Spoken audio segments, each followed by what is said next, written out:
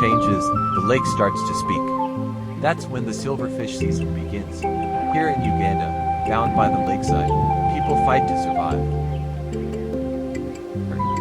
As morning wakes the hills, the boats reappear like ghosts from the night. Their nets are heavy, their faces tired, but their spirits shine.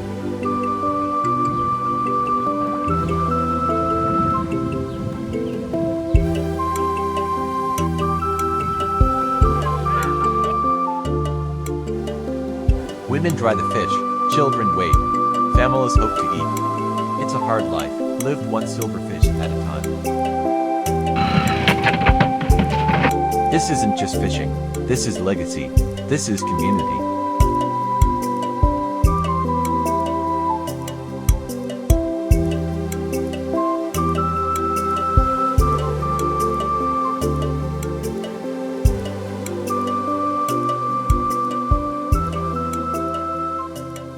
This is SliverHands, a mukene story and struggle.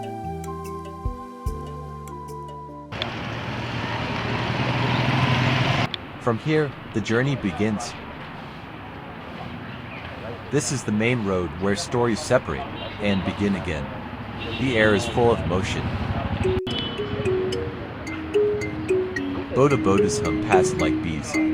Taxis call for passengers. Tuk-tuks rattle with sacks and smiles. Every corner moves with purpose.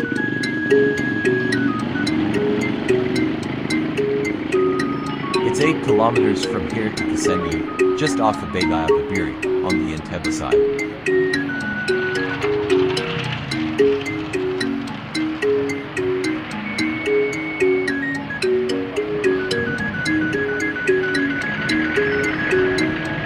A short ride, but for many, it means everything. The road carries more than people, it carries dreams, burdens, and the quiet hope of a good catch. Gisenyi awaits, a busy trading center, a landing site where life touches the lake. Here, it never ends.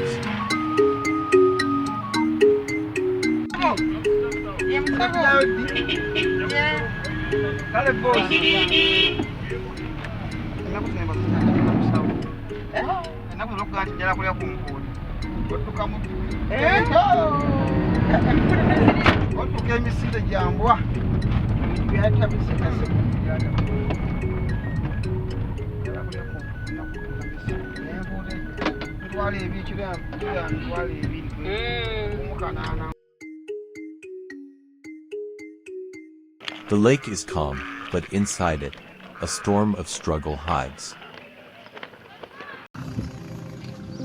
Omukulu gye baleko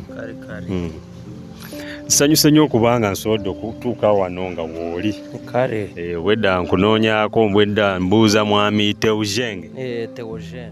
We met with one of the fishermen, a man whose hands have worked the lake for a period. His words deep, honest, and heavy with experience. Lwaki ogaa nti sinnungi? Kubanga ali ekiseera nga tugenda mu kene ne tuzibura. We asked him what life on the lake really feels like. Kwegamba lwe mugenda ne mutafuna ate ne wabaawo lwe mugenda ne mufunayo. His answer was simple, but it carried the weight of years. There are days we catch something, and some days we return with nothing. Life is really hard. They leave before the sun sets and return after it rises. From 6 in the evening till dawn, the lake becomes their home, dark, cold, and alive. Buzibu ki bwe musinga ossanga awo ku mazzi? Obuzibu bw'empewo. Empewo. Kwegamba mwetaaga jaketi. Jaketi nga tuba tuzirina nga tubeera nazo. Eyitirira. Mu mazzi omwo obudde bw'ekiro temubaamu bintu bitaataaganyanga, temubaako misota, temubaako bisolosolo kiki? Ebisolosolo tebiriiyo n'emisota teribaamu. The net they use is designed especially for silverfish, small mesh to trap the tiny catch. Kano bakiyita ka Japan. Bakaita ka Japan. Mm. Kati mukasitula abantu bambeka kano kateekayo kuba ndabe babwanise nga buwanvu. Nga basatu. Mubusitula basatu. It takes 3 strong men to carry it. Bako abantu basatu. Ab'amaanyi. Bali n'amaanyi. Era nga bamanyi ne kye bakola. Sebo. Kati bw'oba toli mu mukene osinga kubeera ki? Nga tubeera nga ku rutare nga dusibye kwenjako hariyo n'ekiseera nga gituuka nga ky'omwezi nga gufuuse mukuru. When we're not fishing silverfish, we just sit. We do nothing. During the season when the moon is overhead, we're jobless. Nga temwina kye mukola mutayabutayaaya. Family yo gikola otya lw'oba toyinaamu? Nga tuba twagipulaninze nga tukyali gukora. How do we keep the family when we're broke? We plan for it during the time when we are working. Kati mukolanga kibiina oba? Nga tujja kubeera ku ekibiina. Mwina ka saving konanga ka bank? Sebo. Mukayina ke kabayambako. We have a small saving community. It helps us during the bad season. Bino bya bbulu ebyo ebidomola. Bino bidomola nga bateekamu mukene na zino nga makengere. Makengere? Nga duteekako obutaara. Kengereze musaako obutaala. Amataala gali agayita mukene. Lwaki mukene ayagala nnyo ettaala? Lwakubanga oba nga tuli mu kizikiza. In the deep dark of the lake, silverfish hide. But light brings them out, soft, steady, and silent. The fishermen place their lamps on the water, not just to see, but to lure the life thereafter. The light becomes the trap, and the lake, a stage of silent movement. Kwetorora n'agatimba kano ne tukora batyo ne zijja. Kati mutegeera mutya nti kati wano otugenda okugoba leero waliwo omukene wano tewali? These are the boat engines we set to use for the night, and down there are the boats. Each engine holds a prayer, each boat a chance. Otya nti kati wengenda eri mukene gyali wengenda eri taliiyo?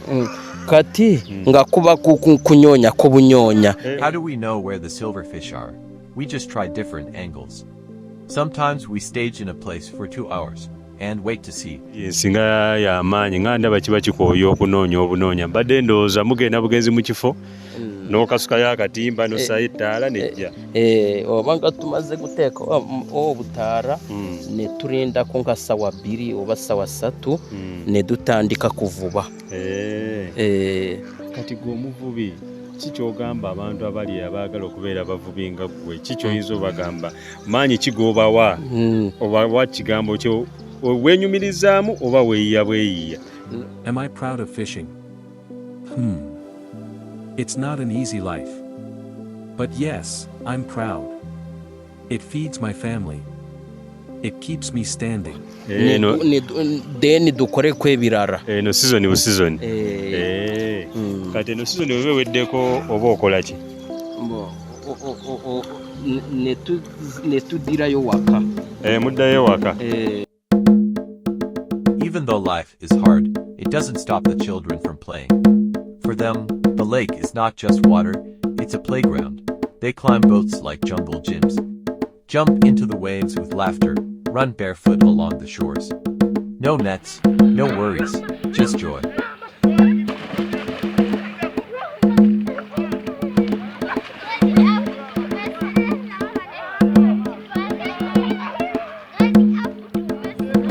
Not all who fish these waters are born here. Some came from far in search of opportunity and found peace. As a foreigner, I thank the Ugandan government for security, for freedom of movement, for the calm that surrounds the lake. Abalabi baffe tuli ku mwalo gw'e Kasenyi wano ekifo kye tulimu bakiyita mu Kibizzi. By now, most of the fishermen have gone to rest. After long hours on the water, they return to their basulwa ku homes. nnyanja bagenze umulamuko ate bakomawo olweggulo. By evening, the boats will Weewaawo. return.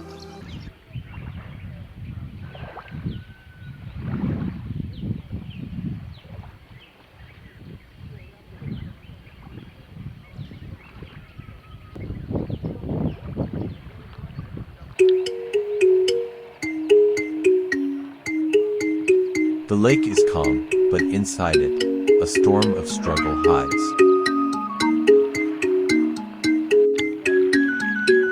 It takes courage, it takes faith, it takes the hands of silver.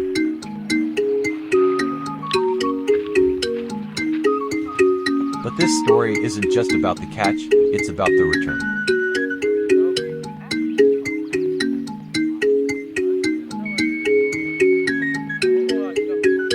As morning wakes the hills, the boats reappear like ghosts from the night.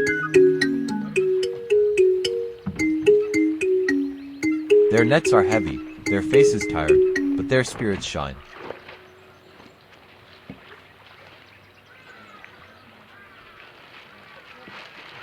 This is the rhythm of the lake, not just a hunt, but a home. You'll see it in the smiles, in the wounds, in the ripples that never stop moving.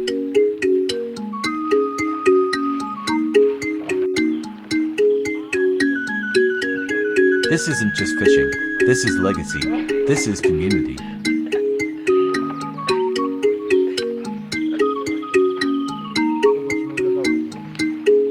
This is the story of men who speak to the water.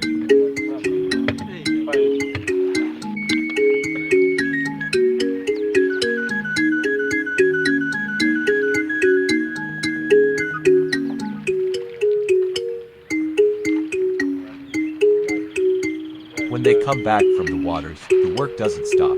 Everyone on the boat has a role to play. One ties the rope, another folds the net. Someone prepares the engine for the catch. No confusion, just rhythm. Every move has meaning.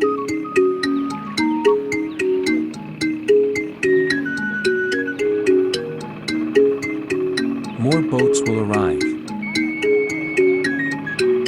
The lake is never done.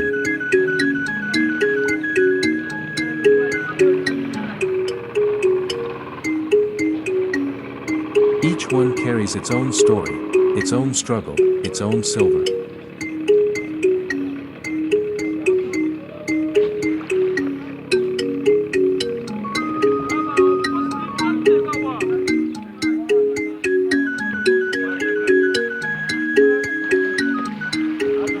Some come in full, some come in empty, but all come with hope. Some return with joy, others with silence. But all are welcomed by the same shore. And as long as the lake breathes, the boats will keep coming.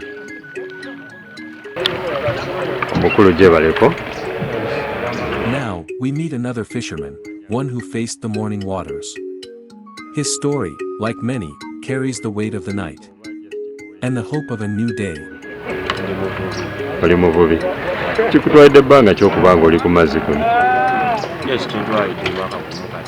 I'm a fisherman. How long have you been on these waters? It's now a year.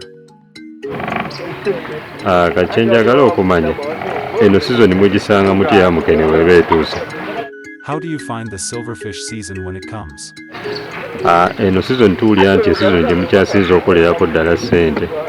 We hear you fishermen make a lot of money during the silverfish season. Is that true?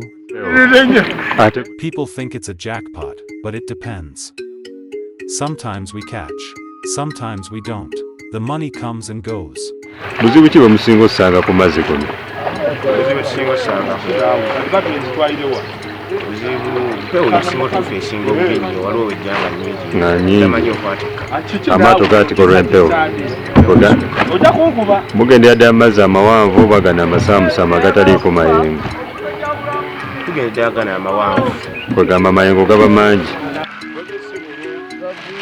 be happy when we get silverfish.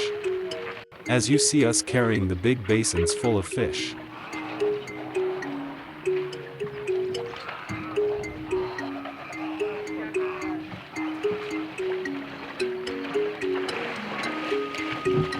Ewanino olumu nga gazze wano amaato gasinga kuba wano mangi ne gafeetinga nnyo naye ate eri tegasobola nnyo kubeera effect nnyo ku maato singa ddembe agasinga gali wano eri. Ofuluma ssaawa mmeka okujja ku mazzi? What time do you leave home to come to the waters? At 6 in the evening, he leaves behind land. and steps into water, night, and hope. He sleeps on the lake, rocked by the waves, chased by the wind, waiting for silver in the dark.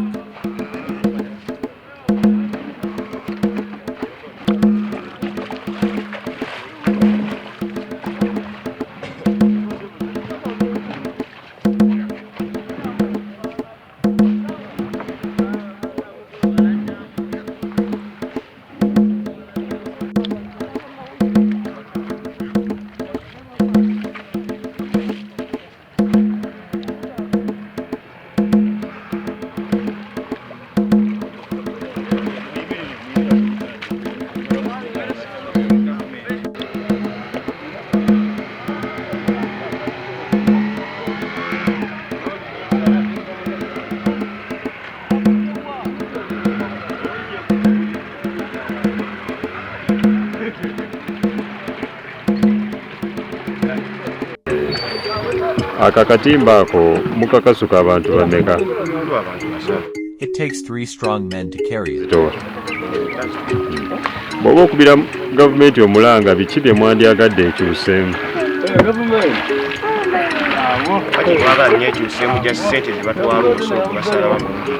If you were to ask the government for help, what would you want? We ask them to reduce the tax for us. Ate ebbeeyi y'obutimba ye bayise etya?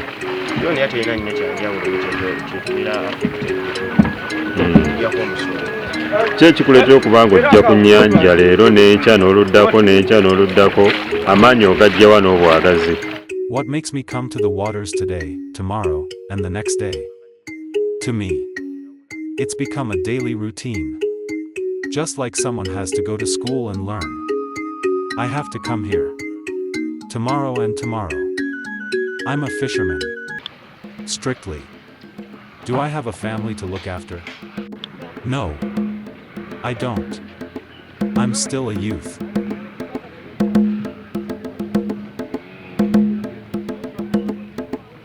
On this lake, even when the fishing ends, the work doesn't. This is their rhythm, round after round, without pause.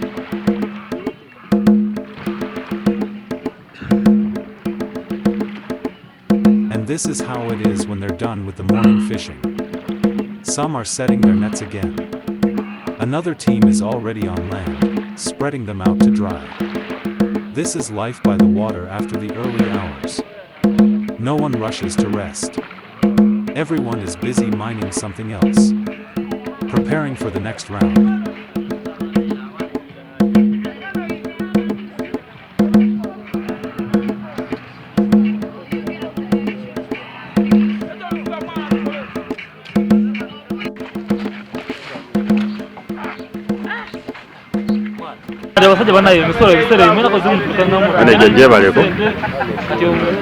Obulamu mubusanga mutya buno bw'ennyanja? Empewo esinga oba tawaanya. Ndabye olikodinga kati oba olikodinga ki? Hello, I'm the manager here. I record everything, the weight of the silverfish brought in by the employees. We all work under one boss, so I must keep records of what's caught, what's sold, and what goes where. What challenges do we face? First of all, the cold. It's tough out here, especially at night. Nyanja wano. Empewo.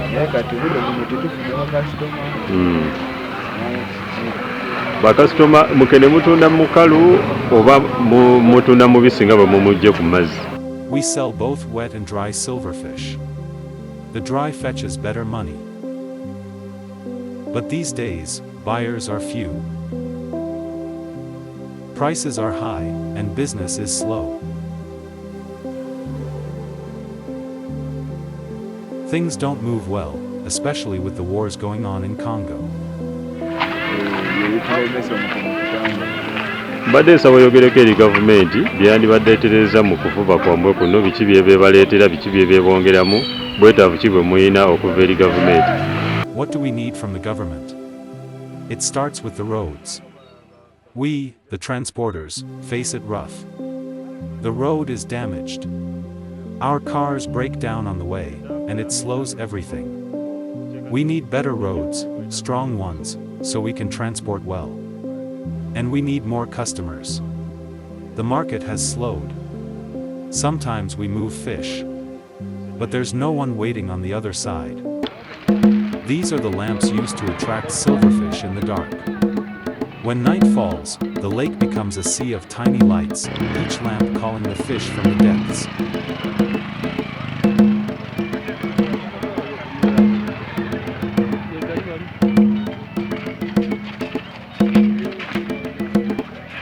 The crowd you see, that's where they take tea after coming back with cold stomachs.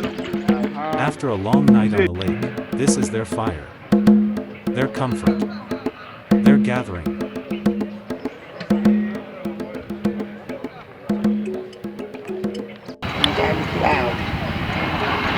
Mukadde nsanyusa okubeerako naawe leero. Amannya nze Kigongo Mazzi nviiridde Entebbe. We came across one of the elders at the lakeshore, a woman with strength in her voice and years in her eyes. She's not only a mother of the lake, but a leader of people with disabilities. We wanted to know her story, and the challenges she has faced, both as a person and as a leader.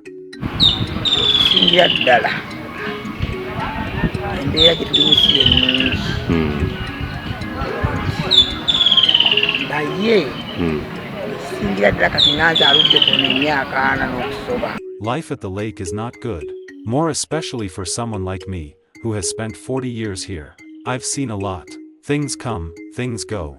We've struggled. We've endured. The lake has fed us, yes, but it has also tested us, in ways only time can understand. I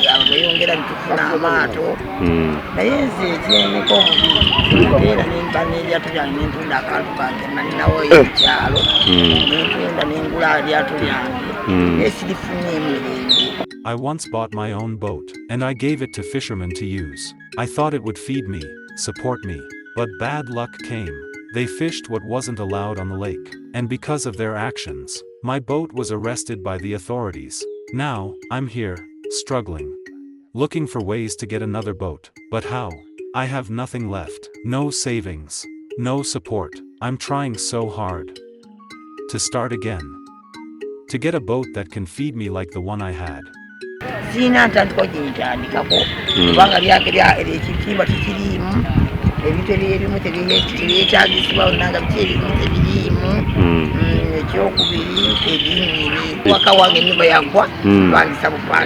Even my house, it fell down. I used to rent, but now rent is too expensive for me. I'm not well.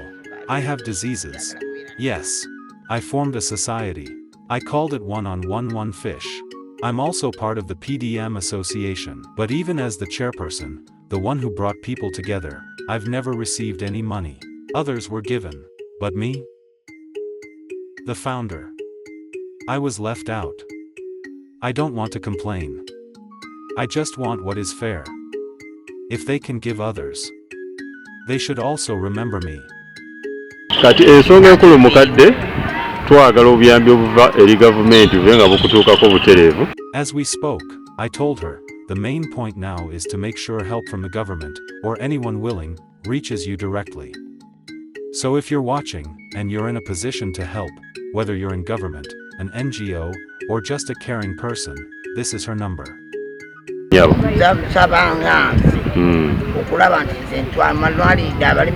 I'm giving out my number, not just for me, but for the people I stand for. I used to have money. I used to help others with disabilities. But now, I am bankrupt. Even so, I'm still fighting, not just for myself, but for them. So if you're watching this, help us. Reach out. Stand with us. Oyine namba y'essimu gy'ossa omusomera? Nina 074 ennyaba 63 91 81 ereeta amannya Nandagire Magule. So bwe buno obubaka bwe twagala gavumenti ewulirize era yenna abalina obusobozi abasobola okutuukirira ku lukomo lw'essimu kweyo enamba gy'otuwadde era ejja kubeeyita ku screen awo. Ate era n'abaana abalima abato bangi naye nga bazadde baabwe tebalina buyambi nabo baagala okufuna obuyambi. Omwana oyo wadde mulema asome kubanga olaba bali abakola mu maofiisi nga balema. You see what I've been telling you? This one here. She's also a LEM person like me. She needs help too.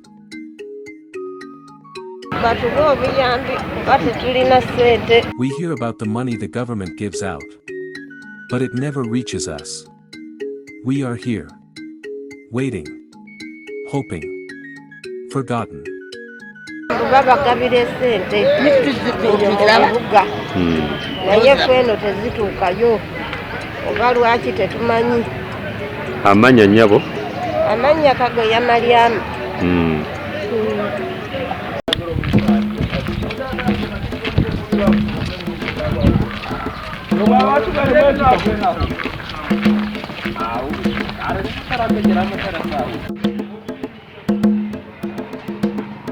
This is where most of the fishermen gather, for tea, for lunch, for laughter, or just to pass time. It's their meeting point. A resting place. A place to be human, not just workers. We met this young girl. Quiet at first, but with something to say. A motive behind her eyes. A story waiting to be heard. Jebaleko omulimu guno ogusanze otya?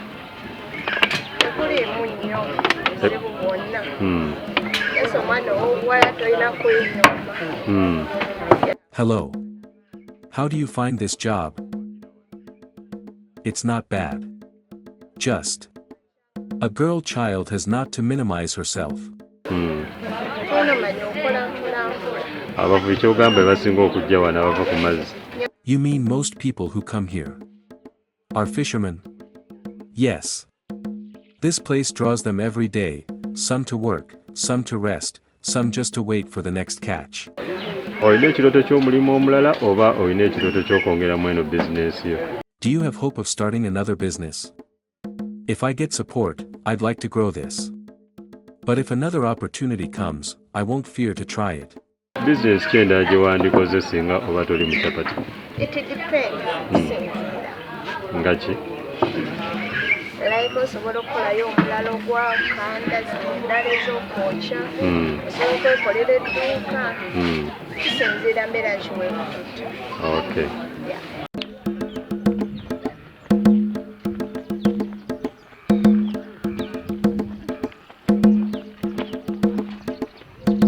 In the process of transporting the catch, accidents happen. The journey is long, we travel far just to reach the drying grounds.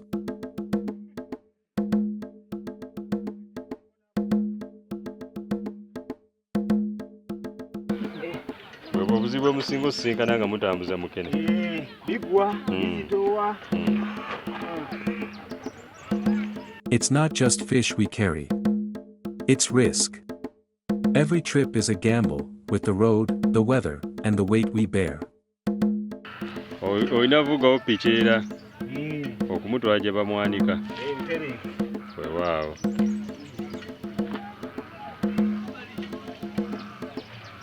I have to ride on time. The earlier I reach the drying ground, the better I earn. More routes mean more money. That's the hustle. That's the plan.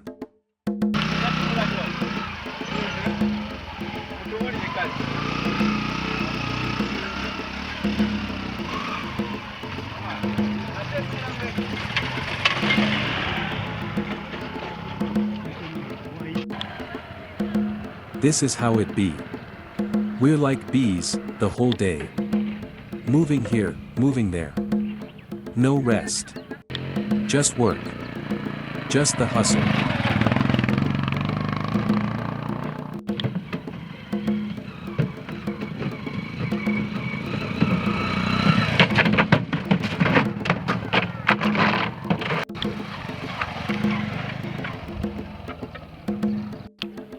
This is how silverfish looks like at the drying grounds.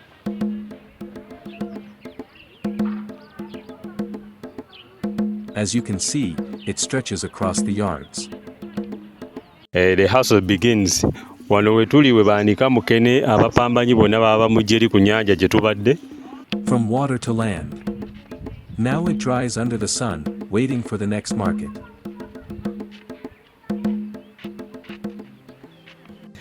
Nyawo jebaleko.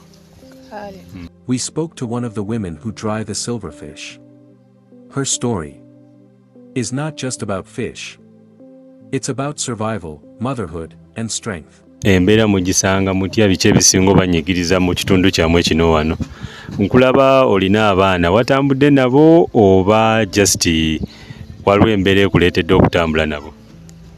Abaana tukeera waka tujja wano kukola n'abaana tusiba wano embeera embi nnyo. We move with the kids. We have no one to leave them with. Life is hard. Some days, we even starve. The rich, they don't pay us well.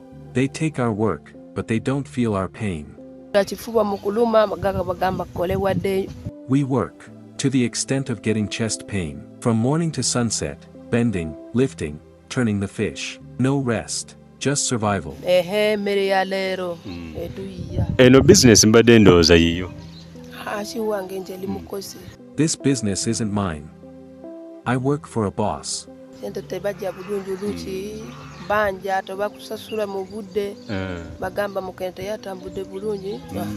I'm not paid well, and even when I'm supposed to be paid, it doesn't come on time. The boss always says, things are not going well. But what about me? My life isn't going well either. Singa inaka capital nsobola kukola kubanga embeera oba ina sente no year program yosobola kukola nokola. If I had capital, I wouldn't be here. Not under the burning sun. Not waiting for late pay. Not bending until my chest hurts. But I don't. So I stay. Kwegamba n'okusuubula engoye okisobola. Sente nga mmeka eziyinza okutandikira ka business? If someone helped you, how much would you need to start your own business? Nga wendaba ka business bulungi nga otandika ka business kubanga kinaba kumanya bulungi kyobola kusuubiranga nga kakadde kamu kitundu oba 1,500,000 shillings can change my life. Gasobola kutandika. Mukene bamwanika wano ndowooza mulaba abantu bali bize wano beera bwe baandika akasana gye kali buli omu ali bize abali eri bawewula bwe muba amayinja bagenda bagajjamu mpola mpola. Bano abaana bendaba baana bo oba? Bange. Baana bo bo basoma? Tebasoma. Yeah, those are my kids. They're not in school because I don't have the fees. At home, I'm struggling for food, for rent, for a job, but nothing is working out, so they're just there. Omulabi waffe ina atulaba kweno documentary yadde tuze season nga ya mukene naye munaye tusangayo abantu ab'enjawulo nga balina obwetaavu obw'amaanyi. N'olwekyo oba olina obusobozi bwonna ng'olaba documentary eno ono omukyala agenda kusoma ku nnamba ye. If you're watching this and want to help, even one person, this is your moment. Help her not to become rich, but to stand, to breathe, to live a life that's hers. Saba osome ku nnamba yo bawa amanya go omuntu yenna baba afunye kafunye nga bakwatiddwa ekisaaso okuyambako. 078 23 17 591. So namba ye mujja kuba mujeba ku screen. Ali mukene season bu season naye embeera si nnungi. Kati wano akasente koba ofunyeeko osasulako ka fees oba muli akalye oba musasula busasuli rent. Sobola kulya buli sente ina kweyiya sente azaale. The little money you make here, do you just spend it anyhow, just feeding the family? Her, no, I don't just spend it anyhow. I try my level best to save and face the future. Ono mukene atwala bbanga ki okukala? Mukene oba misana wali kukala nga saba 9-10 awo n'ogenda wa. Bw'aba avudde mu nnyanja ne bamuleeta wano ng'omusana weeguli akalira ennaku mmeka? Nnaku lumu. It takes just one day to dry the silverfish, if the sun is hot enough. Ab'enkejje basigalawo ze ziri ennene ze tulabye wali. Kati muno omuleeteddemu ki? What's that in the bucket? It's maize and leftovers. That's what we eat, just to survive, and save money. Kwegamba emmere bayasigaddewo ekiro gye batetenkanya ne bajja ne balyako n'olunaku olwaleero embeera ebeera ya kweyiya kwegamba balina obwetaavu bunene mu mbeera y'okwebeezaawo. Abaana baabali wali ziri ssaawa 5 ekyokulya bawamanta kiwammante n'olwekyo ffe nga bannayuganda bannaffe tubalumirirwe akatono koba ofunyeeyo. She needs support, in case you can help, because in the end, we're all naye human. munnaye bano bukozi abagagga tebabasasula nga bwe tulowooza. Nyabo weebale nnyo tuwakana akadde ak'okwogerako naffe. Kale. We turn the silverfish by sweeping it, again and again, so it dries properly under the sun. It's part of the routine. It keeps the fish clean, and helps it dry evenly.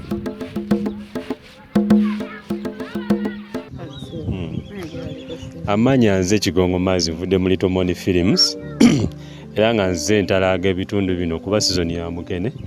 Ndyagadde okumanya sizoni mugisanga muti eno bw'eba etuuse.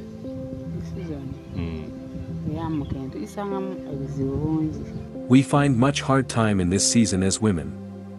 The work is too much, the pay is too little.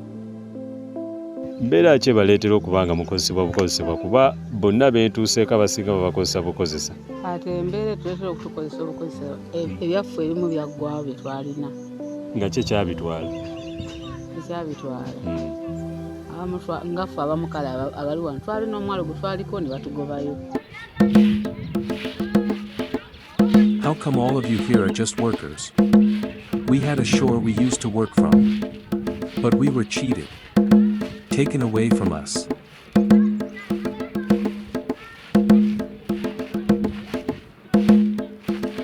Kati mukadde kyembadde njagala okumanya. Omuntu akoze atya okubanga mukyusa obulamu bwammwe abali wano kubanga tulaba embeera si nnungi mweyiya bweyiya.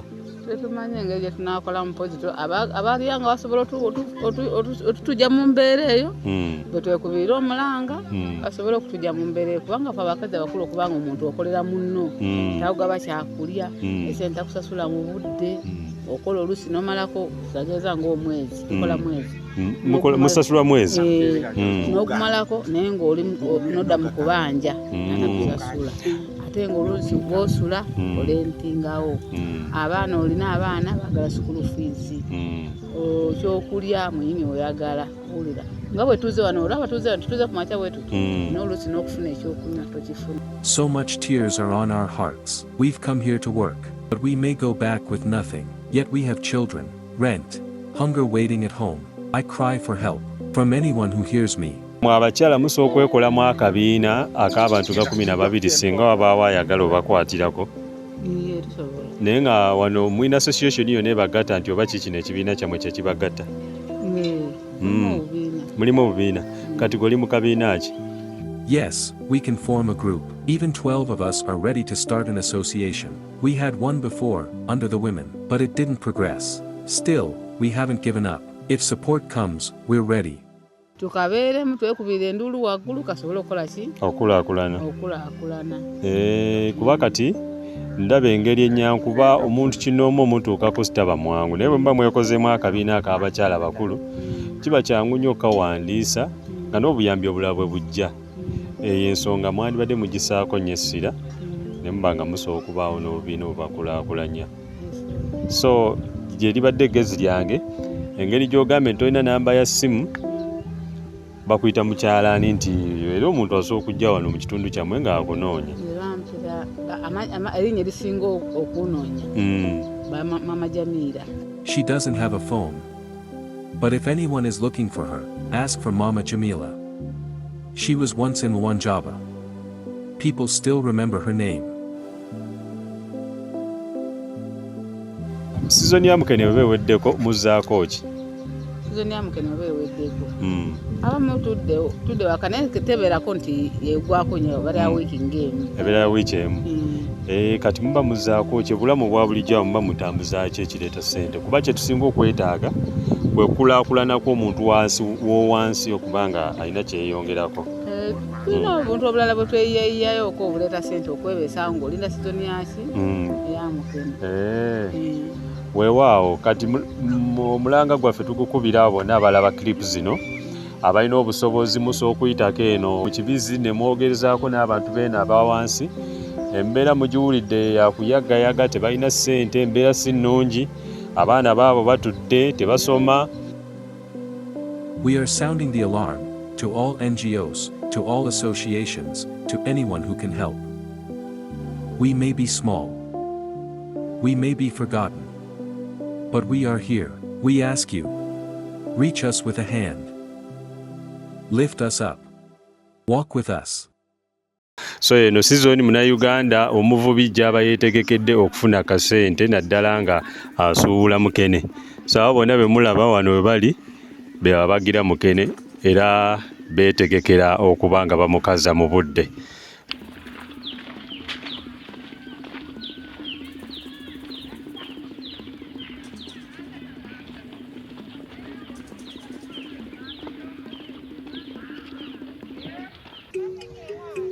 Nyabo gye baleko bakwekuddeyo gy'obadde weekwese. Mpise mu bakyala bangi, embeera si nnungi yadde n'akatono naye baŋŋambye omugezi wammwe wuuyo.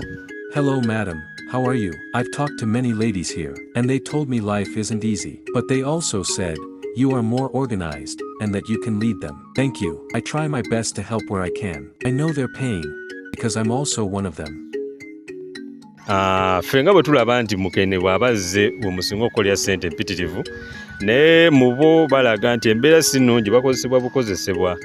Kati bwe ndabye ensonga ne ŋŋamba omuntu wa wansi afunye atya obuyambi okuva eri waggulu oba mu gavumenti oba mu bitongole by'enjawulo, association ng'ezo okyogerako ki? Nze bampita Sharon Achole. Ndi wano nkolera wano Kasenyi. Ni chairman y'abakyala wano. I'm Sharon Ekola, working here in Kasenyi. I'm the chairperson for the women. Tubadde tuwagala at least batuyambe kubanga naffe tuli ku kibiina. Natuuse kiseera paka n'entandika kusonda ssente ku bakyala mutwalo. As chairperson, I tried my best. I moved around, asking each woman to contribute just 10,000 shillings, so we could open a bank account as a group. They didn't have even that. Nerutandika netugenda paka ku abantu bakulu. But naye otuukira otya ku bantu bakulu nga ffe tetulina.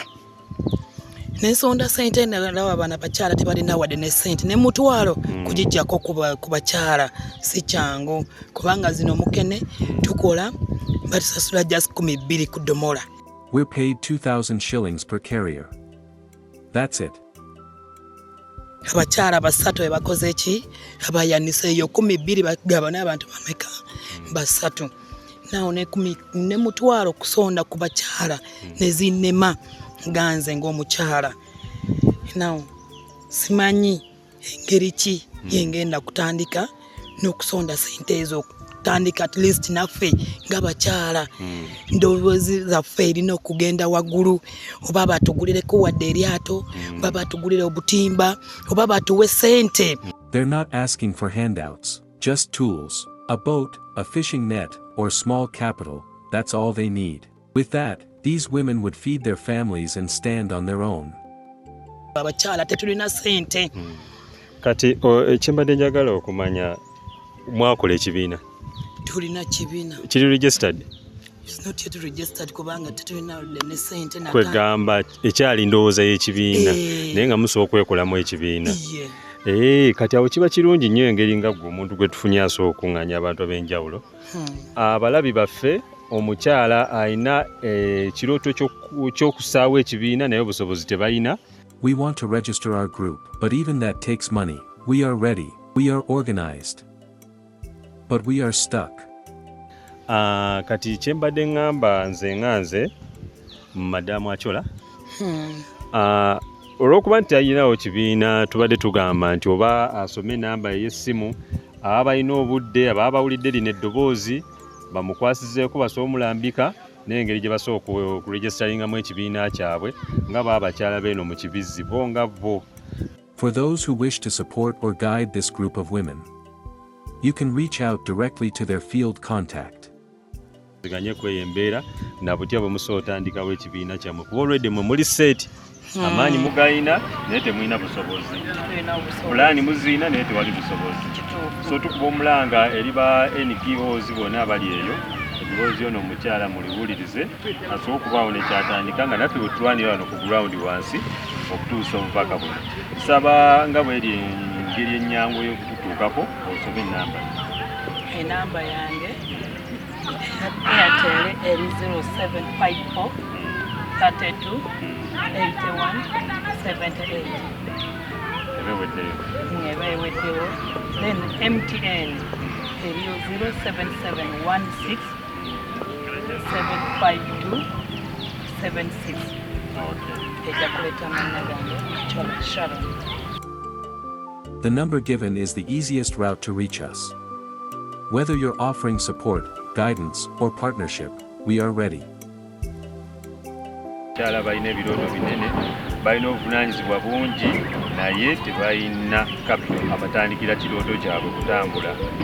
So baganda baffe batulaba omutima omulungi tubasaba tubalagira kwatagana bana abakyala batondewo ekibiina kyabwe ky'abakyala nga banakazadde b'eggwanga basobole okwekulaakulanya. Embeera y'okweyiya tevaamu kasente kamala beeyiya bweyiya. Weewaawa n'abasobodde jakubira mukyala achola ye nga ye omuntu so sinze mukwatagane naye. Weewaawo. We kindly request NGOs to come and meet us, not just to see, but to sit with us. Let us gather together here, where the issues live, and decide about the deeper matters as one. Tensaba kunganze ne abantu abali mu kibizi abakyala bonna nawo otulaba wano embeera si nnungi kama abawe omukisa abawulidde. This is where most of the people from the lake settle. Small houses built from iron sheets and timber, simple, fragile, and crowded. It's a ghetto. But it's home. From the lake to the ghetto, life doesn't ease up. But still, they live, they laugh, they carry on.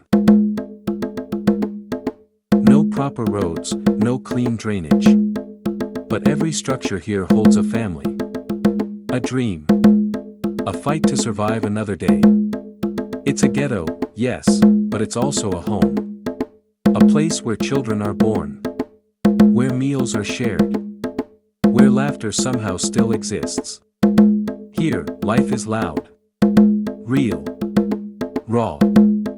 Full of struggle. But never empty.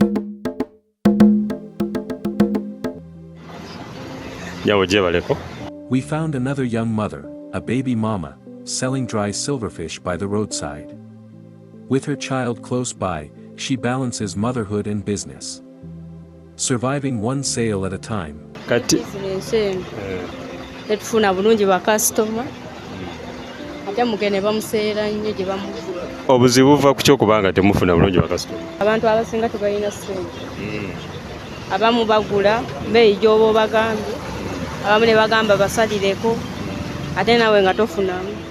Kati nkiwa buno buva ku nnyanja nga bamaze obukaza oba mwaba bukaza? Buvaayo nga bumaze okukala. Buvaayo nga bamaze okukala. Kati mwe ne mubagulako bali? Bano abamasitowa be babagulako, naffe ne tugula ku bamasitowa bano abatunda ensawo ne tugulako. Kati akasente k'ofuna wano kakuyamba mu ngeri ki nga gw'omukozi? Akasente kenfuna katono kale. I only get 3,000 shillings a day. And it's too little for a living. Bakwaye 13 olunaku. Ate jjukira ndina omwana. Olina omwana? Omwana mba nina omugulyako pampa, mba nina omugulyako amata. Naye era teziba tezimala. Out of that 3,000 shillings, I have to buy bumper and milk for the baby. But still, it's not enough. Kubanga ne taata we yandekawo yansuulawo. Myezi 7. My husband abandoned me. The child is just 7 months old. I'm doing everything alone. Njibeezaawo kulabirira mwana wange. Kubanga nze maama, nze taata. Singa si bizinesi, eno bizinesi ki endala gy'osobola okukola? Bizinesi endala bansobola okutunda mu dduuka. Oso otunda mu dduuka? Ate ekirala? Besides this work, I can sell in a shop. I can work in the market. Even sell bags. I just need a chance. Wegamba omuntu yenna bw'aba alina obusobozi ng'alina bizinesi oba osobola omukwasaganya ng'ogyeko eno bizinesi ya mukene. Mba nsobola waba ayagala omukozi. In case this clip reaches far, and you're touched or inspired to support. Here's how you can reach me directly. Business eno badde ninawo essimu gye baali bampa bosi wange nga mbeera nayo wemba si mukene aweddewo ne mukubira nakola kinajja nanfunira mukene omulala.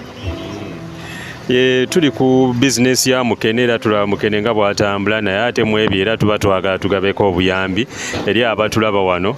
Kati ono omukyala mbadde nsaba ayogere ku mannya ge, ayogere n'ennamba y'essimu. This is more than a documentary. As we listened, we found people with problems too big to ignore. So we decided to help, not with money, but with something powerful. Voice. 07 43 27 66 23. So ye namba ye bakuyitani? Amanya agange bampita Nakityo Glory. Nakityo Glory.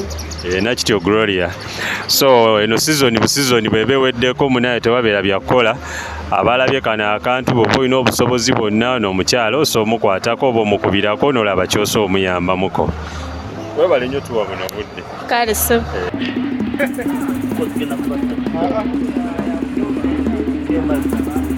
This is the market where dry silverfish is sold.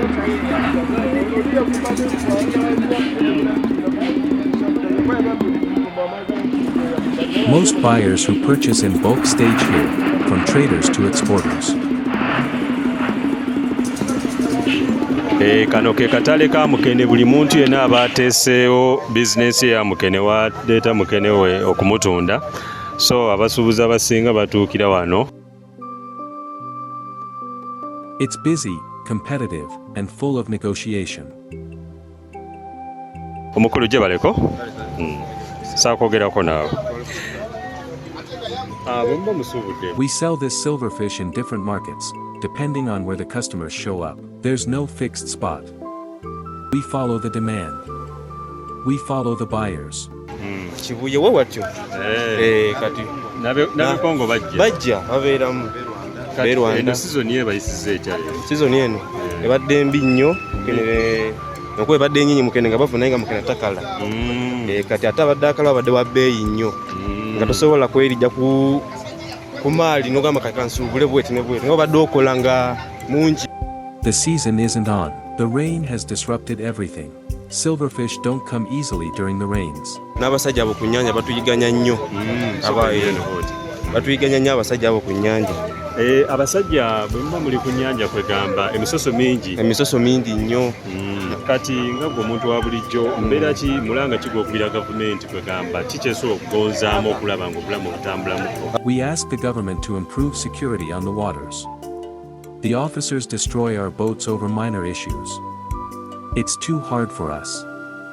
Sawa nga 12:1 naye baga otuuka eyo emisolo mingi samusooke musasule sente ate baba tebaziina ate babajjako sente okuvuga babajjako sente okuvuga embeera nga tebanna abasajja babeereyo waggulu mu bwengola bw'amazzi kati esente ezo zibakalubiriza okusasula kuba ziba nnyingi baba tebaziina kyekibaleetera okwongeza kumawo nga tebavubye nga tebalina maali kati bwe baba tebalina maali naffe tuba tutulina mirimu ffe abeeno okitegeera kuba ffe tetugenda ku nnyanja waliwo abagendayo ffe tetusobolayo abamu tubeera eno tubagulako. Security on the lake has become a source of fear, not protection. Fishermen report cases where boats are damaged or destroyed over small mistakes. Instead of support, they face punishment.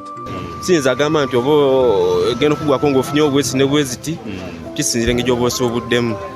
Kati akasente akava wano kalabirira famire oba oyongera mu bizinesi yo?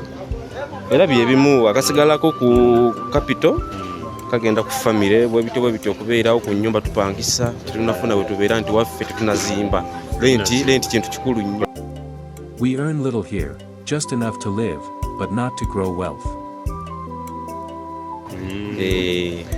Mukene ono abeera wa sizoni beeweddemu muzzaako ki? Era tubeerawo awo nga tuyagayaga naye nga bw'omanyi nti omuntu weetegekera tubeerawo ng'okimanyi omulimu gwijja gutambulamu gamba kati wiikisi 2 mukene aba taliiwo. Abeera just wa weeks 2 tebavubanga like ng'omwezi gwakawaku kati awo nga mudda ku ki? Tubeerawo wano tubeerawo.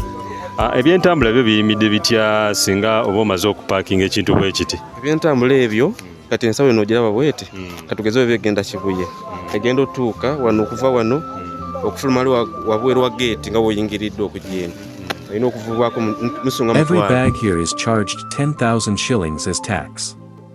That's too much for people like us who earn so little. tekuli transport kati wakali ku transport emitwalo ng'ebiri Bagamba- mubofuna ku mutwalo oba mu kitundu amagoba ofunako matono ddala ddala tetufunirako ddala tekuli embeera nga teba nnungi ku muntu wa bulijjo leeta gavumenti ya Museveni yebireeta kwegamba okutwaliza wamu gavumenti enyigiriza nnyo omuntu wo wansi emugyako emisolo mingi nnyo bo tebatunuulidde. We cry to the government, but they care less about us. The tax is too high. It's like they don't see how we suffer. twayadde n'omuntu n'omwasa okutubeererawo nti munaye abantu beeno katubalabirire tubaddiremu bo bakola kye baagala kuba bo be bali waggulu munaye tetuna kyakukola. neyanziza nnyo amanya n'eddoboozi osigadde gwani amanya gange Nze Lwaffaire Mukembo nga mpangala no Kasenyi ku mwalo. webale nnyo mukama wange. Omukulu asobodde okwogera ku mbeera eno eya mukene eri wano naye ekizibu kye basinga okusanga wano mu mbeera ya bulijjo emisolo giri waggulu. Basaba gavumenti abantu bateeka ku mazzi babemu n'engeri gye babakwasaganya baleme bajjangako ssente zempitirivu eziyitiridde ne gavumenti ekendeze ku musolo. So abakulu mwena bali eyo nga mulaba eno embeera abantu ba bulijjo tebalina ssente balina obuvunaanyizibwa bungi emisolo mubajjako mingi so mubeeko ne kye bemubakolera basobola okubeezaawo obulamu ng'abantu ba bulijjo. From the shores of Lake Victoria to the hearts of those who struggle daily, this is their life. Raw. Real. Unfiltered. They don't ask for luxury, only for fairness, dignity, and a chance to rise. If this story moved you, let it not end with silence. Because their voice is now in your hands.